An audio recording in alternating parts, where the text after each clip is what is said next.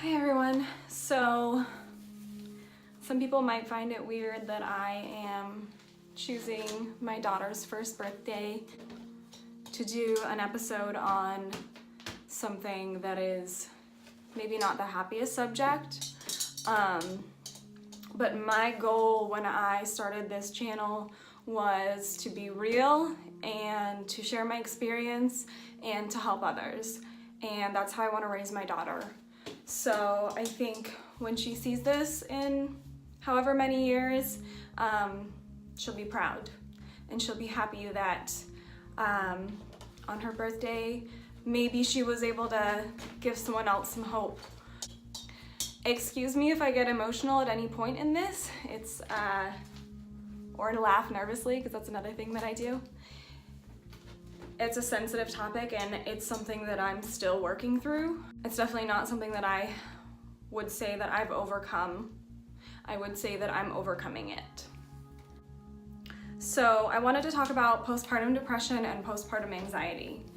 And I wanted to start out with just some facts that I've learned and some statistics that I've heard along the way that I don't think a lot of people know about, and it gives PPD kind of this stigma and this false notion that women that suffer from postpartum depression are openly depressed and cry all the time and just are wrecks and can't do anything, can't get out of bed. And the truth is actually at least half of women that struggle with postpartum depression or anxiety don't show it, at least not in those blatant kind of ways. They may show it when they're alone or with their husband or their close friends, but we're not just walking down the street crying our eyes out. Although I did have a few moments where, baby blues is real, and I sat in a chair and I cried for like 20 minutes straight, here and there. I had my daughter March 30th. She's causing a ruckus down there. She's always been intense. I had her March 30th, 2017 at 4:01 p.m. She was 7 pounds, 10 ounces, 20 inches long, born by C-section.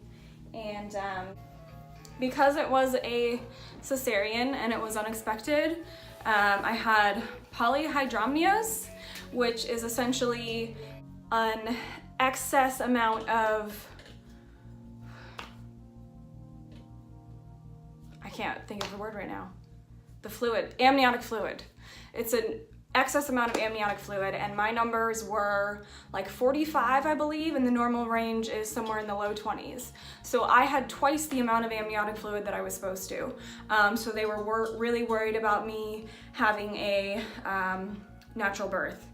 So I was induced on the 29th. They started getting more and more concerned and I have had an emergency C-section. I had, for some reason, a really, really traumatic C-section. Some people don't. I was shaking and dry heaving the whole time, and I had really, really intense shoulder pain. It was like some of the worst pain I've ever had, and I guess that can happen to some people. It's called deferred pain. Really bizarre concept. So because I had a spinal block and I couldn't feel the pain down there, the pain was psychologically being deferred to my shoulders. So the trauma of that and then getting back into the room affected me a lot. And so they were getting her vitals and getting her all checked out, and she was perfect and beautiful. And they said, okay, it's the golden hour. Do you want to hold her? And I said, no. I was shaking so bad, I was terrified to hold her. And they said, maybe that'll help calm you down, maybe that'll help bring some of your anxiety down, and just feeling her on your chest, and it's really important. And so I finally said yes, and they brought her over to me and placed her on my chest, and it was wonderful. It was blissful and amazing, and weirdly enough, my body did slowly stop shaking and calm down, and whatever those hormones are, the oxytocin or whatever happens when you have that skin to skin contact, that happened and it slowed everything down for me. So I think that for me, the guilt started in that moment right away. And I just kept saying to myself, who says no to holding their baby for the first time? And I was just so scared, and my body was shaking so bad that I was afraid I was gonna drop her. And a part of me, I don't know how to explain it. Like I don't know, I wanted someone to make me feel better first. And so that didn't help with the guilt either. And so, hi.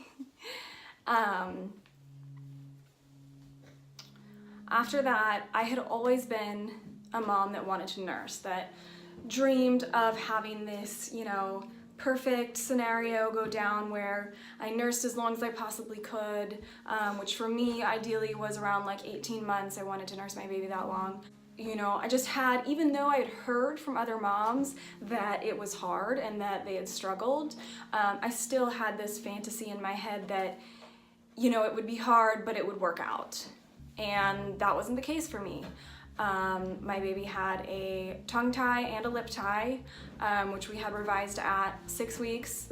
And at that point, she just was so used to bottles that we couldn't transition her. I tried for 4.5 months and I pumped constantly, and we supplemented with formula at night. And you know, this was all kind of during me trying to recover from a C-section, which had complications, and I just was not doing too well, and I was not talking about it. And although I was completely in love with this tiny little baby that I was so amazed by and couldn't believe she was mine, I have a daughter. I had just gotten my daughter. And there's a lot of myths and misconceptions surrounding the topic of postpartum depression. I talked about a little bit of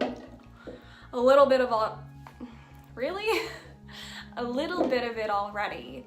But there's also this stigma of that it's the mom's fault, or that it means she doesn't love her baby, or she doesn't love her baby enough, or that she's selfish, or that she's fragile, or the most ridiculous one that I can think of is that they're automatically going to harm their baby, or at risk of harming their baby. And there are two different things. There is postpartum, actually three. Postpartum depression, postpartum anxiety, and postpartum psychosis. The one that carries the risk of harming your baby is postpartum psychosis. And it happens to 1 in 1,000 women. And even then, the odds of them actually harming their baby are relatively low. So a woman suffering from postpartum depression who is not receiving treatment in any way is much more at risk for harming herself than her baby.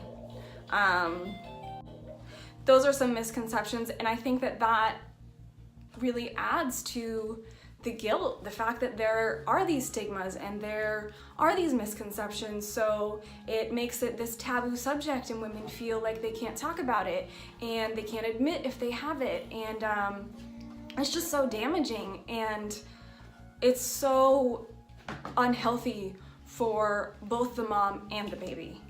And so I got to a point, I think that mine was mainly caused by the fact that I've always had a high level, she's shaking the camera again. I have always had a high level of anxiety. I have generalized anxiety disorder, and so I immediately was more at risk for developing postpartum depression. And on top of that, I think it also really stemmed from unrealistic expectations surrounding my birth, surrounding her birth, surrounding my recovery. You know, I ended up having to take painkillers for longer than I wanted to. I ended up with a scar that didn't heal how I wanted it to, things like that. And at the time, my husband was working 16-hour shifts, and I was at home alone with, you know, a baby that had just had a tongue tie revision, and we had to do these stretches every day on her tongue to keep it from reattaching, and she hated them, and I felt even worse, like I was inflicting pain on my child, even though I was instructed by the doctor, and we found, you know, the best doctor in this state for this procedure. And she had to get it done, even if it weren't for the nursing, which didn't pan out. She had to get it done for multiple reasons. She would have had speech problems later in life. Hers was severe enough that it was not an option for us not to do it.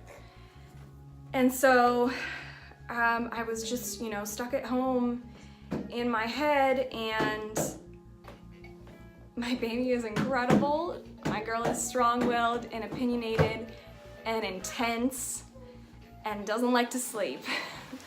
So the days were really long. They still are. And so I had a lot of time to think and be in my head, which is horrible for someone like me, and it's dangerous for someone like me. And hi, do you want to come say hi? Do you want to come say hi? Yeah? You're the star of the show? You are? You're the star of the show? Do you hear what this is all about? Can you say hi? Can you wave? Hi! Can you say hi? I'm one. Hi! I'm one today. Can you say one? Can you say I'm one? I'm one? Oh, my baby girl.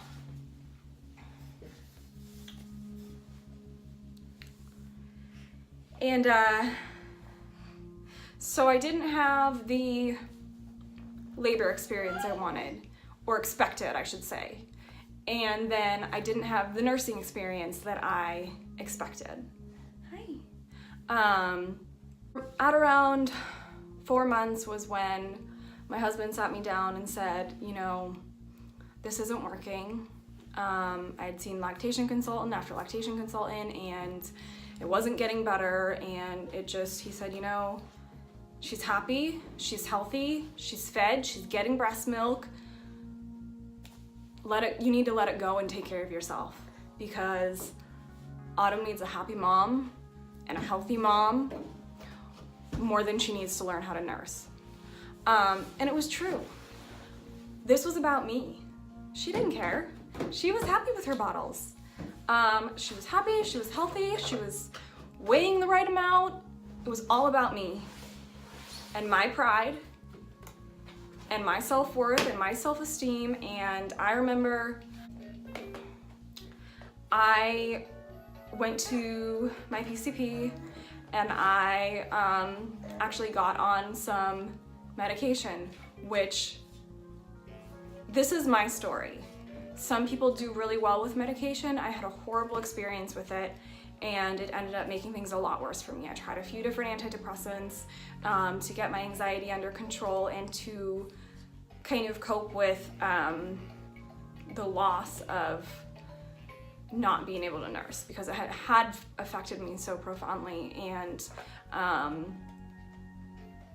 so it made things a lot worse, and I am, you know, still struggling with that part. And I think that I've really come to terms now with, you know, the fact that that wasn't our story, and our bond is still like this. And, you know, I'm a stay-at-home mom, and I'm so freaking grateful that I have that opportunity. And, you know, we're best friends. We're completely obsessed with each other. So it didn't affect our bond. Like I said, it was about me. I think because I was already in such a fragile emotional space, it made me feel inadequate, and I took it personally, and I felt like my baby didn't want what I had to offer. And I shamed myself. And unfortunately, there's a lot of other moms out there that will shame you. And a lot of them aren't from our generation or my generation. A lot of them are older. I don't know, maybe it was easier back then. I don't know, but wasn't easy for me. And I know a heck of a lot of women who it wasn't easy for either. So for me, what PPD looked like was a lot of insecurity. Okay. She's like, no, Mom, you're fabulous. A lot of insecurity, a lot of self-doubt, a lot of anxiety. And I've also read that one of the main symptoms of PPD is not, believe it or not wanting to drown your baby. Even though there were moments when I did not feel that insane connection, when she had been crying for hours upon hours upon hours, and I just wanted to put her in the crib and walk away, and then, you know, 30 seconds later, I missed her. And I was like, no, wait, come back. So, one of the most common symptoms is anxiety and irritability. And I absolutely had both of those. My husband and my other two sons got the brunt of it, for sure. And I think that's when I really decided to make a change and say, this isn't working, and give up the nursing. And I pumped for 2 more months. So she had breast milk for 6 months, and I, you know, felt good about that, but I still remember when I took my first SSRI, or antidepressant, I knew that I wasn't gonna be able to pump anymore. And I remember putting it in my mouth,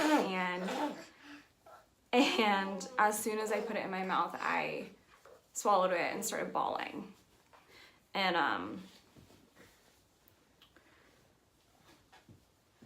you know, it's just, I think that so many of us moms are taught to, as soon as we have a baby, you know, it is all about them. It is, but we still have to be healthy, and we still have to, you know, be able to function in order to mother them and love them and nurture them in the ways that they deserve. And I don't think that there is enough awareness out there about what postpartum depression and anxiety really is, and how freaking hard nursing is.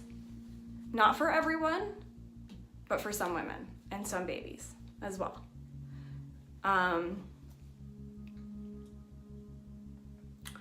think that it needs to be treated as more of a spectrum than essentially a disease. That's what people think of it as, I feel like.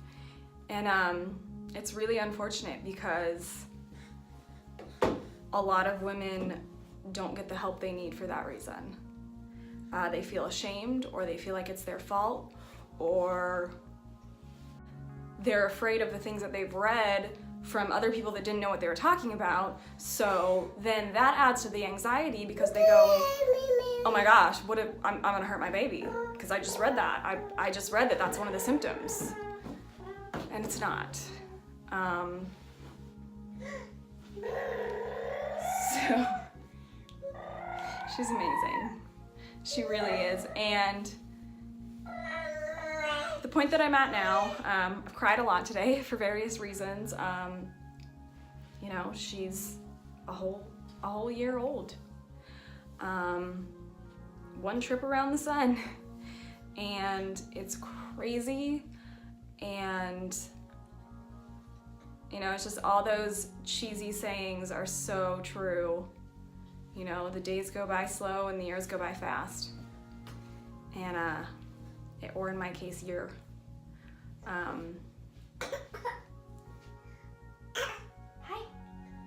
Hi, babe. Hi, birthday girl. Hi, birthday girl. Hi. Hi. Hi.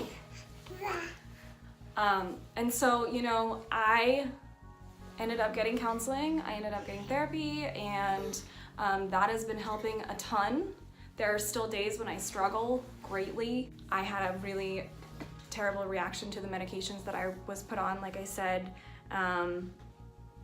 So I'm still kind of dealing with the repercussions of that on my mental health, and coming back from that. But I think what has been most helpful for me is talking to other moms that have been through similar things, watching videos of women who are honest and real and tell their stories that I relate to, and don't just talk about the perfect moments, because there are a lot of really perfect moments. I'm not saying they're not, and it's mostly good, but it's freaking hard. I just wanted to share my experience and say to every mom or any mom that is watching this, and maybe struggling with postpartum depression or anxiety, or struggling with nursing, it's not your fault. You are good enough. You are your baby's favorite person in the world. Even when he or she is screaming at you, you are worth it, and you deserve to be loved and fixed too. You don't have to stay broken. So if this reaches one girl and helps her, even 1%, then I'll be happy. And Autumn will be happy too. Because being a mom, it's an incredible gift. It's amazing. But there's a lot that goes into it, and a lot that no one can prepare you for. No one. I mean, people tell you all the time, oh, the sleep deprivation, the, you know, this, the that, your life is about to change completely, and it doesn't matter. It truly doesn't matter until that baby arrives. You can't fathom it. You just can't. Yeah. And if you are struggling, there's a lot of resources. There's La Leche League, if you're struggling with nursing. There's always some sort of therapy or counseling available, pretty much no matter what insurance you have. There's sliding scale fees, there's, there's always something. There's always a support group, there's always, even an online support group. And I think that together, that is how us women get through this and conquer postpartum depression and anxiety and, the struggles of nursing. Because it can be a battle. For me, it was a battle against myself. And I don't know who won. Because I don't think it was me. Or me. So please ask for help. I know that it feels like everything is about your baby now. Yeah, and it is. But it can't be unless you're okay. So, I love you. I think you're incredible. I think you are a superhero. And I think you're gonna get through this and you're gonna be okay. That's what I wanted to say.